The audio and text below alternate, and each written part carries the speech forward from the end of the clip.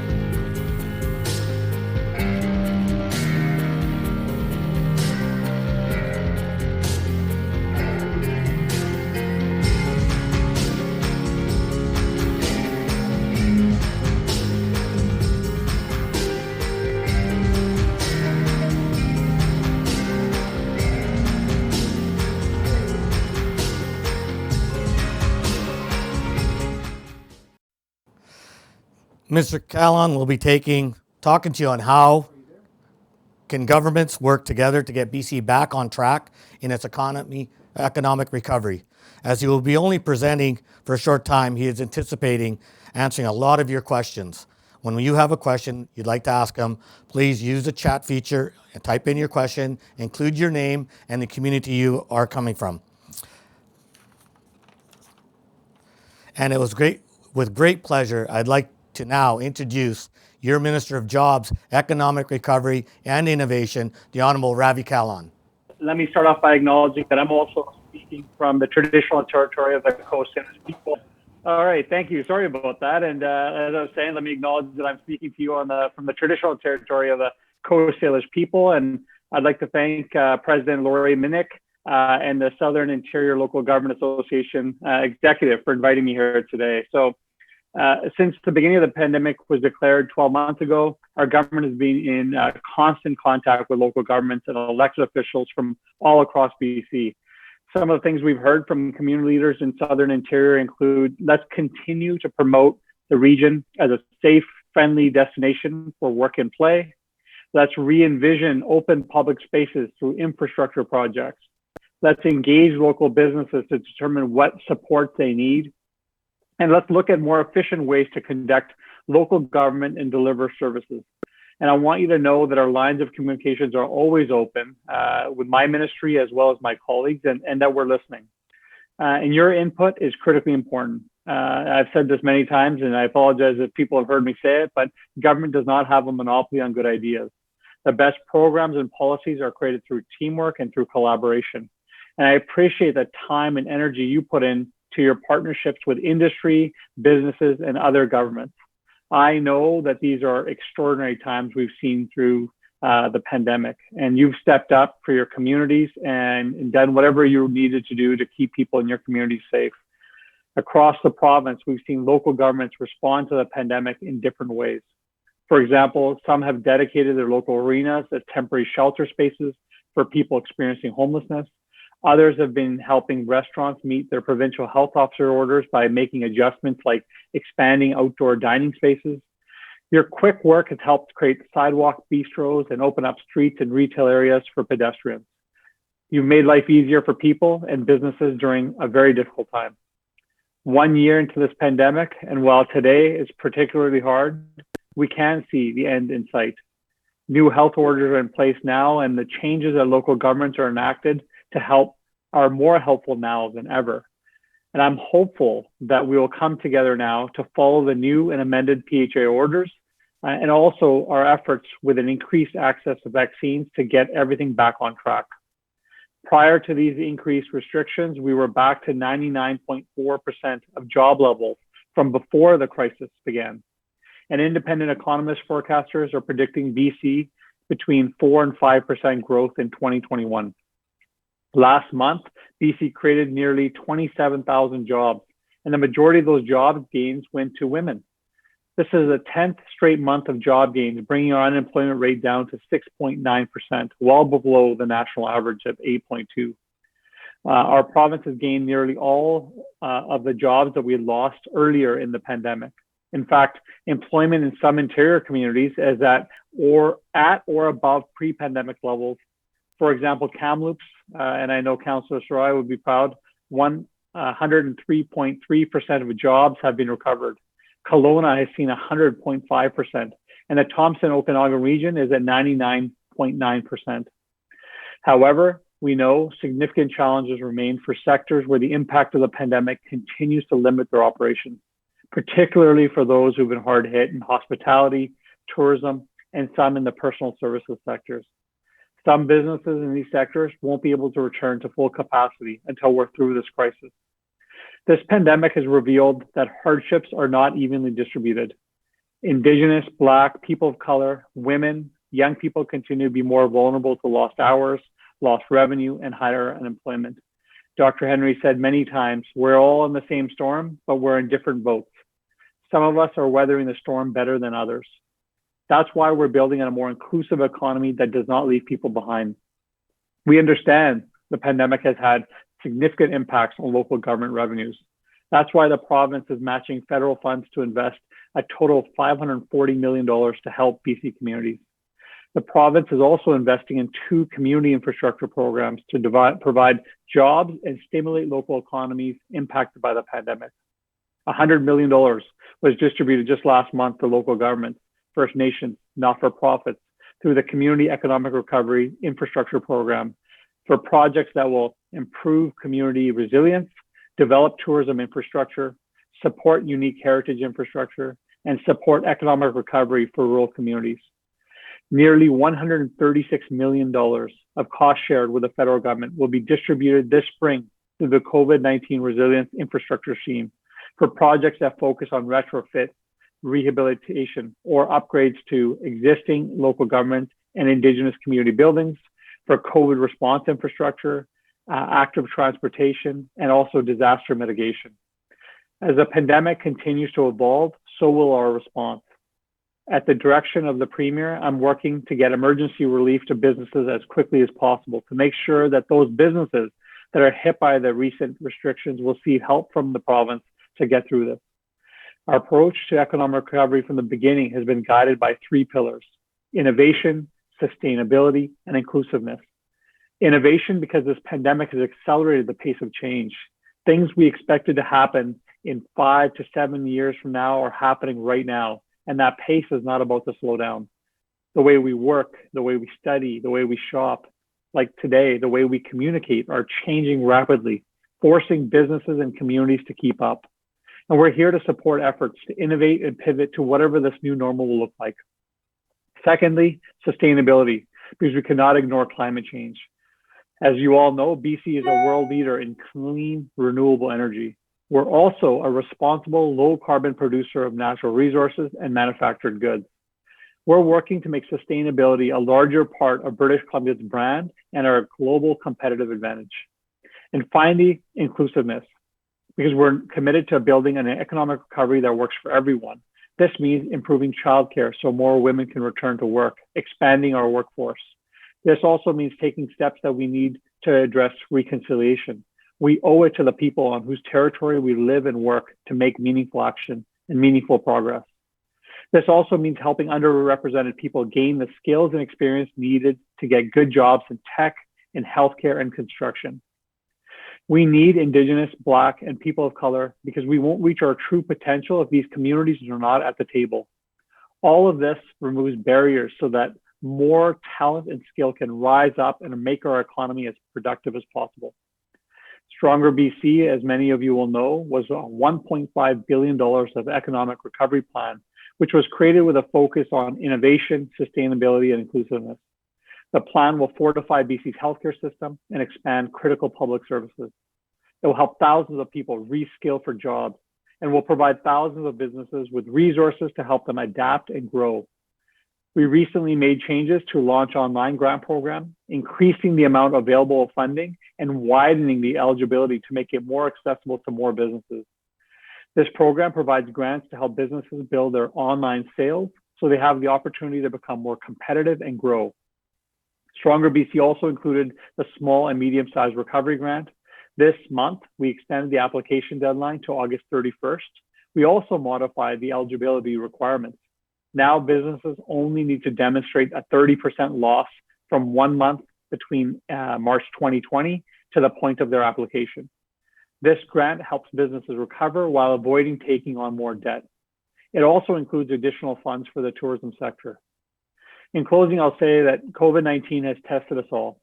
Not all businesses and communities are struggling, but those that are struggling need our support. We're prepared to invest in people and invest in businesses to restore economic growth.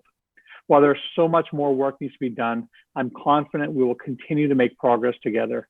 And I'm really grateful for your partnership and your ongoing commitment to economic development. With that, I say a big thank you to all of you and look forward to any questions you may have.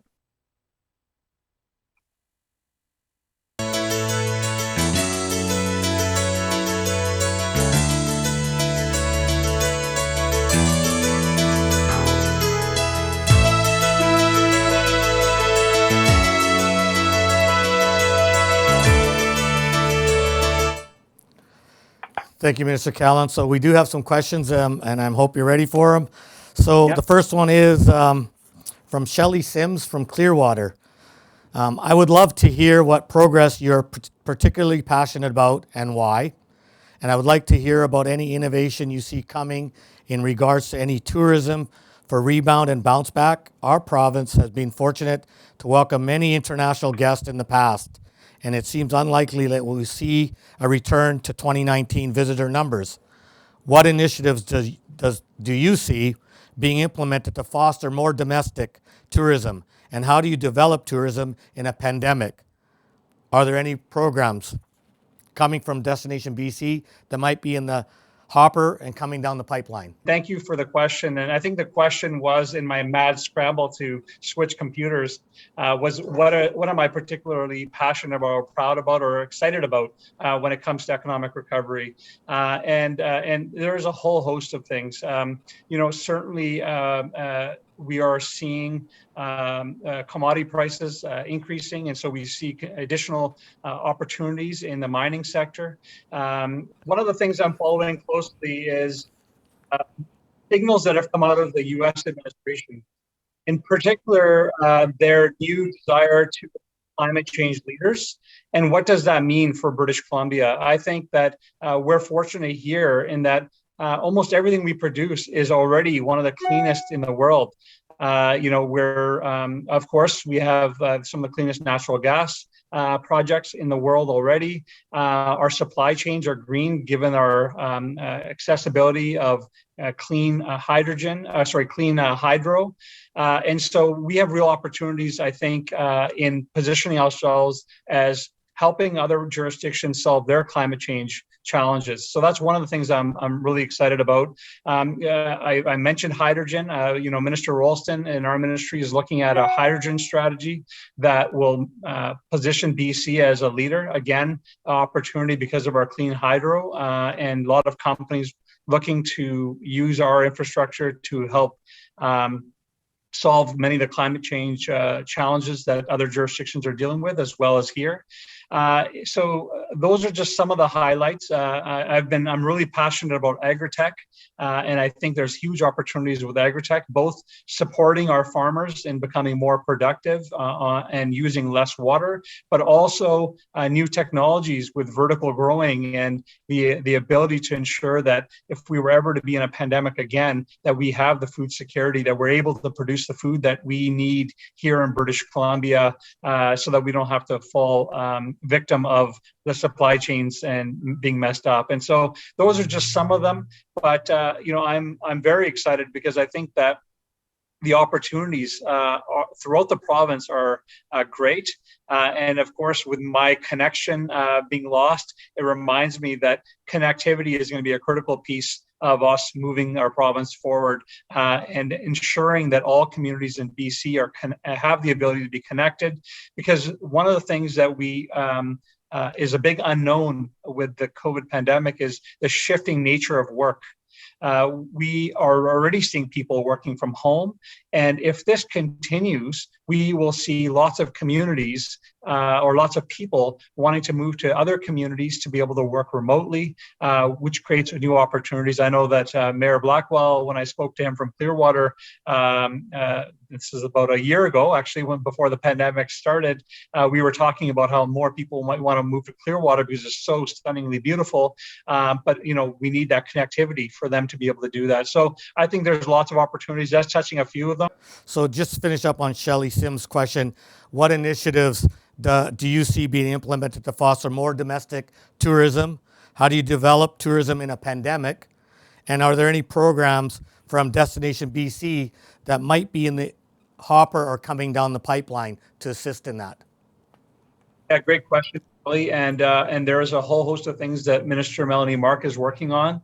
And I don't want to scoop her and announce things that she's working on. And just to say that we know that we're not going to see international tourists probably till the end of the year. And because it's nice for us to be vaccinated, but we need to ensure that people that arrive are being vaccinated as well to keep ourselves safe.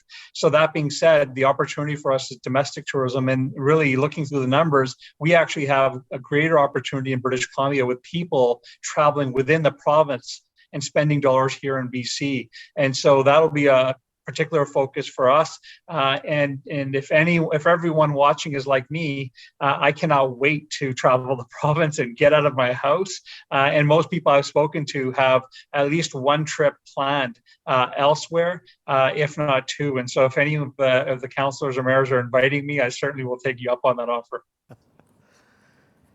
And from Tony Boot in Summerland, much has been said about the province's commitment to build a clean and innovative economy that is equitable for all British Columbians, including Indigenous people.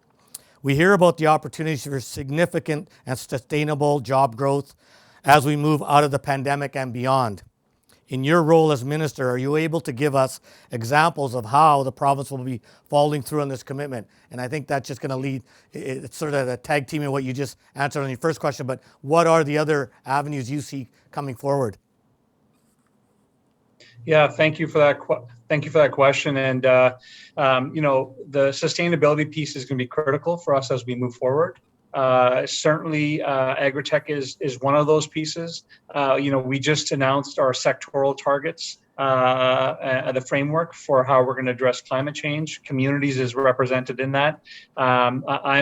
Those of you who've heard me before know how much I love mass timber and the opportunities with mass timber, both connecting our forest communities, dependent communities, with our urban communities and the way we develop and the way we construct our homes. So those are just a couple of Mayor Boot that we're focusing on within our ministry. But we've got the hydrogen strategy. We've got certainly a whole host of other measures that we'll be launching and announcing soon. And another piece that I think is going to be critically important is our Clean BC plan needs to be revamped. We need to, put some additional measures in there to meet our climate change targets and commitments that we've made. And so you'll be hearing more of that. But I think there's going to be some consultation with communities before that happens. Thank you, Minister. And the next question is from Lawyer Mindrich from Lumbee. We see many ways the province is working to help small and medium businesses navigate through the COVID recovery. Unfortunately, not-for-profits cannot access these grants. With donations down and service clubs having to close due to lack of visitors, are there any plans to make grants available for non-for-profits and service clubs? Or if not grants, increasing the percentage that these groups can retain from their own use from gaming funds, meat draws, and 50-50 proceeds, raffles, etc.? Yeah, that's a great suggestion, that around the 50-50. And right now, I know, for example, the Launch Online program, which helps businesses set up their online presence and set up their e-commerce, is available to not-for-profits, but they have to show that they're bringing in at least 30,000 revenue. That's the threshold that we've put for all businesses and not-for-profits to apply. Of course, not-for-profits are seeing benefit from hiring and rehiring employees, which are dollars that are placed there, and rental support. But I hear from not-for-profits that we need to consider additional supports. And so I appreciate your comments there, Councillor, and it's certainly something that we're looking at, and we'll continue to engage with communities on how best we can deliver those dollars and have the impact that we need. Thank you, Minister. And the next question is, I'm just looking at the name, and I know I recognize it. Just wondering, from Arjun Singh from Kamloops. Can you talk about how the province is helping reskill our workforce to meet the goals of Clean BC plan? It is often difficult to find people with the right skills for the clean future. And this is like, I'll add on to like the step code and all that. We're going to need individuals certified to do those inspections. And so can you give us some information on that? Yeah, you bet. I've never heard of Arjun Singh before, so he's maybe he must be new on Kamloops Council. But I appreciate the question, and we've already started some of that work. Minister Kang announced additional dollars for micro credentials. One of the pieces was around training carpenters on how to work on mass timber projects and getting those skills and curriculum up and running. We are doing some work within our ministry around working with local bylaw officers and inspection officers on how do we provide the knowledge and know-how on mass timber related buildings. So that's just the mass timber piece. But we know that the nature of work is changing. We see that, and it's only going to get faster. And so you'll hear more about that in the coming weeks, not only for how do we advance Clean BC, but also, as I mentioned earlier in my comments, with the rate of change when it comes to technology and innovation, how do we ensure that those that are either entering the market have the skills, or those who are already working can upskill. It's going to be critically important, and Minister Kang has got a lot of those pieces that she's working on, and you'll be hearing some of that in the budget. A couple more questions here. This one's from Barb Weeb in Lillooet. Last week we heard from Dr. DeValder about pivotal change. Can you see more people working from home? And I think you touched on it a little bit. Online, living in rural areas, working remotely, and urban cities to save the commuting and childcare cost. Yeah, and thank you for that. And certainly the nature of work, as I said, is changing, and where people are working from is changing. And I was talking to a tech leader who has 100 employees last week, and they decided early in the pandemic they were going to let people work from home. And he said everybody was in Vancouver, and he says now only 30% of his workforce has remained after they told them that they're going to be allowing them to work remotely in Vancouver. So 70% of the workforce left from this one company to many to the island. A couple of his employees were into the interior, and the other 30% are probably looking around saying, hey, maybe we can shift as well. So I think there is going to be that opportunity. There's a lot of uncertainty on what that means still, and I don't have the answer, but I know a lot of people are looking at this and saying, what is that trend going to look like, and how can we ensure that communities outside of Metro Vancouver in particular can attract that talent to live in their communities, because there's more housing affordability options, but also because people want to have work-life balance. And that's the other thing that's come out from this pandemic, is people are doing another check on what are we doing with our lives, and is it enough just to work all the time? And so there's a lot of things that rural communities, Kamloops, I wouldn't consider rural, but communities around Kamloops can benefit from this, because we're a beautiful province, and there's an opportunity to attract talent to come here, work remotely, and enjoy the beauty of our our province in the same way. And childcare is going to be critically important. I think that's an excellent point that was made. If you look at in March and April, where we saw the biggest decline in employment, we saw disproportional. That impact was predominantly fueled by childcare and schools closing. And of course, there's a level of sexism that goes with this, where women are disproportionately at home dealing with childcare needs. But also we know that that's proof that investments in childcare actually help the economy. And so we're going to continue to drive those investments because I think it's critically important for the economy. Thank you, Minister. And the last question is from myself. So I know we're doing main sectors in the interior, tourism and lumber and mining. Do you see economic recovery assistance coming to local governments again? We appreciate the funds we did get. Do you see another wave of funding come to local governments to see us through the next little while? Bill, as the host, I guess you always get the last question. And I will have to take that to the Minister of Finance because that's in her bailiwick. But I would say that many of our communities, whether it's Prince George, Kamloops, which are centers, and smaller communities around, have seen a strong recovery from COVID, which is very helpful for the rest of the province, which is not seeing the same numbers at the same levels. But that being said, we know that there's going to be more, and so we'll be looking at those things. Thank you, Minister, and thanks for everyone. Those wraps up all the questions. Thanks for everyone. And again, to Mr. Kahlon for joining us today. So some of you don't know the history of Minister Kahlon. Born and raised in Victoria, played a lot of hockey, competitive field hockey, represented Canada in the national level 3 times in the World Cup. So he's very well fitted to be in the arena in politics. And he's representing Delta North admirably, and I've heard really good things. He's a young star in the NDP caucus. And keep up the good work. And on behalf of SILGA and our 38 communities, thank you so much for joining us today and giving us your valuable time. Thank you so much, Bill. And I so look forward to seeing all of you in person. Thank you. I'd also like to thank Mike and Bonnie again from Lee's Music for providing the AV services for these series. And for those that are registered, you will be able to watch a recording again on Lee's Music YouTube channel. Each Monday, SILGA will send out an email with a link to the uploaded video as well as information on the upcoming session. This email will come directly from Civic Info, so check your spam if you haven't already received an email.